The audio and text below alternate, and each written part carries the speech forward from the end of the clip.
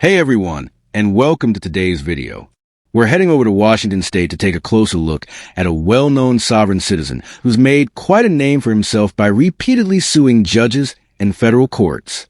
It's a wild story with plenty of head-scratching moments. So fair warning, some parts of this might leave you shaking your head in disbelief. Go ahead, grab a drink, get comfortable, and maybe keep a face bomb ready. You're probably going to need it. Let's jump in. Mr. Evans has indicated that he'd like to represent himself on this matter and have our office as standby. And the court granted that motion, but set this hearing to today because Mr. Evans indicated that he sent a letter to the court that had some requests in it. I don't know if the court received it and if a copy was provided to the city. I have not seen it. I have not seen it. I looked in the court file earlier today and it was not there. Madam Clerk, do you know if we've received it? I don't know why you guys haven't received it. Also, can I ask that this hearing is on record and that everything is being documented by a court reporter, please? We do not have a court reporter. We're creating an oral recording though. Okay, so will it be on record and Yes. Will it be able to be reviewed by federal judges if it gets to that or whatnot? Normally, I'd crack a joke and say this is just another sovereign citizen case going absolutely nowhere. Kind of like me hoping to regain the brain cells I've lost watching these folks over the years. But this guy, he's a little different. He doesn't just talk the talk. He actually files lawsuits, not just against courts and judges, but even major corporations. Whether he's ever actually won any of those cases is still a mystery. And honestly, it's pretty doubtful. But don't worry. We'll break all of that down at the end of the video. Okay, I can read a copy of the letter. I mailed the letter out. There's no reason it shouldn't have reached you, but the letter had very personal and sensitive information regarding my sovereignty as a chief of a sovereign tribe that's federally and internationally recognized. I don't know why that letter didn't make it to you. I mailed it out last Tuesday, so it should have definitely gotten to you guys by now. I'm having issues with getting to the law library. I've been in the hole. It's like almost impossible for me to legally defend myself with the conditions within the jail. One thing I would like to ask, especially being that you didn't get that letter and I invoke my rights as a sovereign tribe, chief of a sovereign tribe, that if possible, you can give me a PR bond so I can properly get everything to you. And make sure it's filed in the courts. I assure you, being that I invoke my rights as a sovereign tribal chief, that I will appear at court dates. I won't play with my rights like that. I have too much to lose. And I have a leg injury. But the main thing is my legal part and the getting the proper defense. And then the mail that I'm mailing out, it's not even getting to you. So I know I'm gonna have an issue defending myself from the inside of this jail. If you could do that for me, humbly, respectfully ask that you give me a PR bond so I can at least properly defend myself, especially that I invoke my rights as a tribal chief. If you're out here calling yourself a tribal chief, then I guess that makes your official title Chief Eats-A-Lot from the proud and colorful Crayola clan. I believe we've already had multiple bail hearings. I'm sorry, Madam Clerk, you were saying? I was just going to say that there was a letter that was faxed in that we received yesterday, and I just forwarded it to all parties. Okay, thank you. I'm going to take a moment to look at that then. I didn't see it in the file. In addition to that, I introduced evidence that will exonerate me. Mr. Evans, I can't read it and listen to you at the same time. I'm sorry, Your Honor. Also, Sir, I can't read and listen at the same time. I read slowly. sorry. Okay, I've read your letter. You've already had at least one bail hearing. I remember it. I have not heard any change in circumstances such that you're not entitled to a second bail argument. Bail remains as previously set, $500 per charge. What tribe are you enrolled in? All of that, I don't want to reveal that information because it's private. That's why I invoked also the Peace and Friendship Treaty between the United States and Morocco, in which I do qualify for that. And also you can contact the Embassy of Morocco. No, so I'm familiar with that treaty, and it is a trade treaty. It has nothing to do with your right to commit crimes anywhere you feel like. No, ma'am. It has nothing to do with me committing crimes, but they will vouch that I am royalty, and Morocco has granted me as part of their royalty, and they will vouch for me. I assure you. You can't be a royalty in Morocco and a Native American. That's not possible. Technically, sure. It's possible his mother is Native American and his father has ties to Morocco's royal family. But let's be real. If he truly belonged to one of the wealthiest royal families on the planet, he wouldn't be out here scrambling to come up with a few $1,000s for bail. If you look at the evidence that I submitted, I assure you I am. I Everything I'm received saying, no evidence. I received just your letter. So Right, I'm not going to. and the letter. I'm not going to grant your motion to dismiss. Okay, What are we doing? okay. And I submitted evidence in the letter. I'm not denying. I'm not granting a motion to dismiss. I understand, but I submitted evidence in the letter as well. I've considered your letter, and I'm not granting your motion to dismiss. I understand. Okay, what are we doing? What about the evidence? What do you want me to do with the? I don't have any actual evidence. I have your statements. Right, I submitted evidence in the letter. If you read it, you'll see that I submitted a civil case as evidence. You submitted. You mentioned a civil case. I don't see the civil case. I have no access to this case. I submitted civil case 24012 out of St. James Parish, Louisiana, as evidence that will exonerate me. And in addition to that, it will prove everything that I'm saying to be true. I don't have that case, sir, is what I'm telling you. All I have is your letter. Right. In the letter, I submitted civil case 24012 out of St. Sir, I don't have that case in front of me. I don't know what's in it. I have no access to it. All I have You have is to retrieve it. I have no way to do that. You That's have to not your contact the job. courts. Sir, that's your job. This is your case. You represent yourself. It's your job to put your case together. It is not the court's job. I ethically cannot do investigation on my own. No, I'm not asking you to do an investigation. That's exactly what you're expecting her to do. And that's not how the legal system works. When you make a claim in court, it's your responsibility to provide the evidence and clearly explain how that evidence supports your argument. You can't just toss out vague statements and expect the court to connect the dots for you. You're asking me to go retrieve something. That's an investigation. I submitted civil case 24012 out of St. James Parish, Louisiana, as evidence that will exonerate me. Then you have to actually get that case and put it before the court. It's impossible for me to do that inside jail. You have a standby counsel. Perhaps you can talk to him about it. Are you going to be able to retrieve that case for me? 1 second. And Your Honor, I can make the records request. I don't know if it's going to have any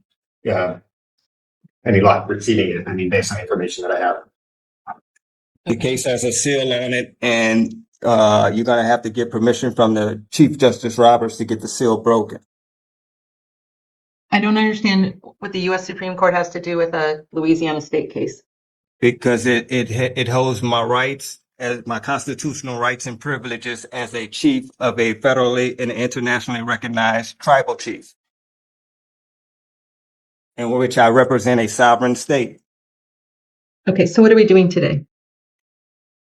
According to the letter, if you're not going to dismiss it, I asked that in the letter I requested that you file a motion of discovery. I can't file any motions. I'm not an attorney. I don't represent you. I don't represent the city. That is not my rule. Okay, and you said you're not dismissing due to lack of evidence. Correct. I have read the police reports and I did find probable cause to detain. And some of these cases are in review status. They've already been resolved and found guilty. Okay, and also in those review cases, I said if the Sir, I'd really like to focus on what we're doing today. I've denied your motion. We need to move on. Yes, ma'am. Okay, so what are we doing today? What's the plan going forward? The plan going forward, I would like a fast and speedy trial by jury. I would like a motion for discovery to be filed. I would like a motion to suppress. Sir, you represent yourself. You have to file those motions. You asked to represent yourself. You've got, Judge Rose Akins granted that. So it's up to you to file those motions. Okay, I just received the paperwork from Mr. Ianetti today on the format to file those motions. So I'll have those motions mailed out tonight. Okay, perfect. All right, so we're setting this for trial, is what I'm hearing. by jury. Okay, so only the pretrial cases are going to be set for trial. I see the pretrial order has all the case numbers on it.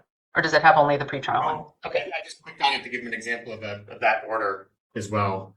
No, I think you've got all the right ones on here. 1-5. And I also asked that that letter be sealed due to the fact it has sensitive information on there regarding me and You my have to file a motion to seal it, sir. I'm sorry, but this is why it's best not to represent yourself if you don't know criminal procedure. There's a whole process to having something sealed. I have to make certain findings. I don't have that motion in front of me. Okay, I requested it in the letter, but I'll file a motion as well. Okay.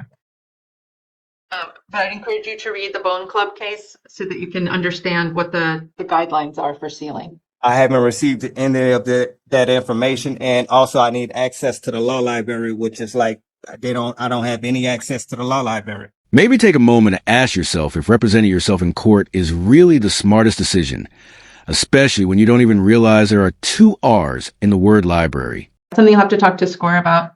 So has any discovery been provided? I gave him the narrative. Police reports, that's it. Will the city, first of all, is there a motion to join and consolidate these cases for trial? Yes. Any objection, Mr. Evans? Yes, I do have an objection. So then you realize it'll take roughly 4 months to try these cases. Will I be sitting in jail the entire 4 months, or is it 60 days still? The problem is we can't try, if you're not going to agree to try them simultaneously, I can't guarantee you they'll all be tried we only do jury trials 1 week out of the month. But my question is, will I have to sit in jail 4 months or 60 days? Potentially 4 months. I can't rule that out. And I'm not trying to pressure you into agreeing. I'm just setting out the facts. You do what you want to do. I just explained what joinder means and the benefits and disadvantages of joinders. So, Mr. Evans, what do you want to do? I want to do them all separately. Okay. We'll set them. Here's what I'm going to suggest then. I'll put this out to you guys. You tell me what you want to do. Set them all in the June term.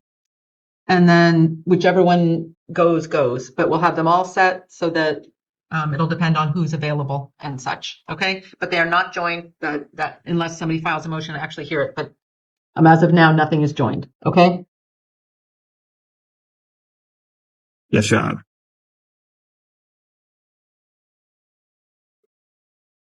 So the readiness hearing will be on June 12th. And jury trial beginning the week of June 24th. And we'll have a hearing on admissibility we'll have a 3-5 hearing. That's a hearing about any statements you may have made, Mr. Evans. And a hearing on admissibility of any 911. I don't know whether there is or not, but just in an abundance of caution. Will you be filing any motions to suppress under Rule 3.6? I'll be filing motions to suppress and subpoena. Are there additional witnesses you'll be calling? Yes, ma'am. I would like to subpoena the airport director or the operations airport so I can have those guys verify that I was there. The reason I was there is legal airport business. Ms. Tinwaller, is including SeaTac airport operations sufficient to put the city on notice of who the defendant will be calling? No. Okay. What would you accept? I don't know how to put this because I don't think Mr. Evans knows who this is right now. I believe the onus is director on the of the defendant airport. if he wishes to identify and subpoena that individual or individuals. Okay, so as soon as you figure out who it is, you have to put the city on notice. Lance Little, the managing director of the airport. Okay. SeaTac Airport Managing Director Lance Little. I've included that. Got it. Will you be offering any affirmative defenses? Is that a question to me or the? Yes, it is. It is. What's your question again? I'm sorry. Are there any affirmative defenses? Could you reword that, please? Perhaps Mr. Ainati can help. Yes, 1 second. Yes, ma'am. I will be providing an affirmative defense in the right that I was a law-abiding citizen at the airport. So I think that's general denial. That's not an affirmative defense. Well, also that I was a passenger of a business that operates legally in the airport, of a charter bus company that legally operate. I was a customer of a charter bus company that legally operates in the airport. So still, that's just general denial. That's saying I didn't do it. Not an affirmative defense is saying you did it, but there was that you were allowed to do it. Right. I was at the airport, and the reason why. So that is general denial. That is saying there was no crime that was committed. That's what you're saying, right? That you did not commit any crime. No, I'm saying that I was a customer of the airport. Exactly. That's called a general denial. It means you're saying, I didn't do it. In contrast, an affirmative defense means you admit the event happened, but argue you shouldn't be held legally responsible. For example, using double jeopardy or the statute of limitations as a defense. Another key difference is the burden of proof. With a general denial, the prosecution must prove you're guilty. But with an affirmative defense, it's on you to prove your legal justification. Not an affirmative defense. An affirmative defense would be saying, I trespassed, but I had to because I was being chased by someone and I ran into the airport for safety. It was necessity, is an affirmative defense. Okay. Lawful use of force is a defense. In that Just case, saying I didn't do it, I was allowed to be there is not an affirmative defense. It's a defense. I'm not saying that it's not a defense. I'm just saying it's not technically an affirmative defense such that you have to put the city on notice. okay, according to your definition, I guess it's not an affirmative defense. But once again, could they close the door so I can make sure I'm hearing?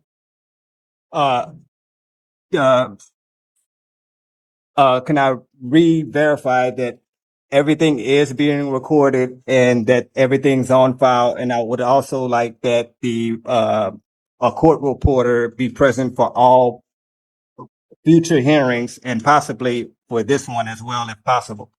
We will not have a court reporter. We are not required to. We are not a superior court. We don't have a budget for that. We record everything. Everything is recorded. But we do not have a court reporter. We do not have access to a court reporter, and I'm denying that request. Yes, ma'am. And also, could I file a motion to appeal that? You have to actually file it. You don't need my permission to file a motion. You can just file it. I mean, a notice to appeal. I'm sorry. So I would get that information from Mr. Ianetti because I don't have any access to the law library to get these motions, a notice of. Sir, you have to have a basis in law to request that. I can't imagine. We are not courts of record in that sense, like a superior court. We do not have court reporters. I understand, but I feel my constitutional rights are being violated. So there is a recording of everything. Everything can be recorded and transcribed, but we don't have a real-time court reporter. Okay, what's the difference? Okay. I'm ready, Your Honor. Okay. And it looked to me like what is current speedy in custody, Ms. Chenweller, do you know? 719. Thank you. All right, Mr. Evans, bail remains $500 each case. We'll see you back here, each count rather. We'll see you back here on June 12th at 11 o'clock in the morning. Stay in touch with Mr. Ianetti. He can help you. Ms. Judge, Your Honor, my bail was raised. Is there any explanation for my bail being raised? Some of my cases was $250. It went from $250. Yes, ma'am. Oh, I'm sorry. I just said that I changed it right now? I see that. It was changed by the previous judge. It was raised to $500. She went just off the notion of what the lawyer said, which was inaccurate. And then the inaccuracy was passed on to you as well. And then you were about to double down on it. All right. Thank you for pointing that out, sir. I'm restoring bail to $500 per case. You mean $250 for some of the cases? Well, it's $250 per count on cases that have 2 charges. All right. Let me take a look at the paperwork I got, and I'll let you know which one said $250 bail.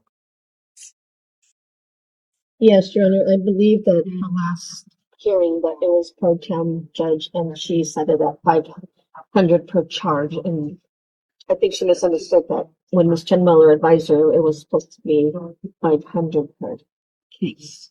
Correct. Okay, for a case ending in 2319, that was $250 bail. No, see, there are two counts. Look down below it. There are two counts. There's one count of criminal trespass in the first degree and one count of making a false statement. Both of them are 250. It's one case. Okay, so you combine the two charges and it comes up to 500. I got it. Correct. So it's 500 per case, but I'm restoring it to that. I believe there was a Scribner's error in the last order. And I thank you for correcting me, Mr. Evans, or pointing that out. So it is now, so on the case, and similarly, the case ending in 525, that's the last case. There are two charges on that case as well, and it's 250 each charge. Okay, so then. So was I right or wrong? You were right. I mean, I put it back the way it was, 500 per case. Okay, and I'll have trial for all four cases on the same day, or 4 jury trials in one day. He may actually be the chief of tribe delusion. But seriously, that's what the judge was trying to explain to you when you wouldn't stop talking. If you want to try these cases as separate cases, that's your right. But it's going to negate the ability to try them in a timely manner. And you could end up waiting in jail for 4 months. We can't possibly do all four in one day. We're good, but we're not that good. Gotcha. So, and also the letter that I sent you, it's going to be on file for the public to see all the information I have in there. Until I receive a motion to seal and we have a hearing on it, yes. Did you read the backside of it as well? What I Yes. said? Okay. But sir, so this is why I'm encouraging you to look at the Bone Club case, because that sets out the criteria by which a court can seal a document. It's not, I can't just seal it because I feel like it or because you want it sealed. There has to be a It's justification. a matter of national and homeland security. You can't just say that. You have to show me why it is. Because it's an investigation. So again, you can't just say things. You have to, I need the whole story, not just little bits. And just so you're aware, we are streaming this hearing live on YouTube before you go any further than you want to. Right. So my whole life is in danger at this moment because of this. I clearly wrote in a letter that I'm connected to an investigation that is a matter of national and homeland security. But you can't just say that. You have to show me the whole thing. I can't just take your word for it that that's an issue. You're muted. You're muted. I gave you the evidence to prove what I was saying as well. But you didn't. You just said, I have this thing. You didn't, I don't have the thing. I need the thing. I gave you the evidence in civil case 24012 out of St. James. Okay, we're circling, sir, we're just circling back to things. I do not have that case in front of me. You have to present that case to the court. You can't just say there is a case. So I have to do it in a motion form, or do I have to for me to physically get a copy of that? It's impossible for me to do it. My lawyer probably can do it, but it's impossible for me to do it from within inside. I understand, and we had this discussion at the beginning of the hearing, and you've talked to Mr. Ayanati about that. I can't do any investigation. I am not your attorney. I'm the neutral party. I'm not the city. I'm not you. I will do no investigation. That would be, frankly, I could be sanctioned for doing that. It's up to you to present evidence to the court. It is not the court's job to find evidence. Okay, in the letter I did present it as evidence. It's not evidence. It is just claims. All right, so I actually have to file an actual motion as evidence, and It's not the motion. You have to file the evidence, the thing itself. you mean the actual physical copy of the civil case? Yes, that is exactly what I mean. I don't have the actual copies of the civil case in front of me due to the fact that I would have to call the courts to get it. And I cannot do that from inside of this jail, and they will not fax that to me from the inside of this jail. Okay, so we're having the same conversation over again. You can talk to Mr. Ayanati about this, but I can't. There's just a limit to what the court can do. All right, thank you, sir. We'll see you back here on June 12th. Multiple trials in one day? Sounds like he's campaigning to be chief of tribe delusion. But seriously, that's exactly what the judge was trying to explain. You have the right to request separate trials. No one's stopping you.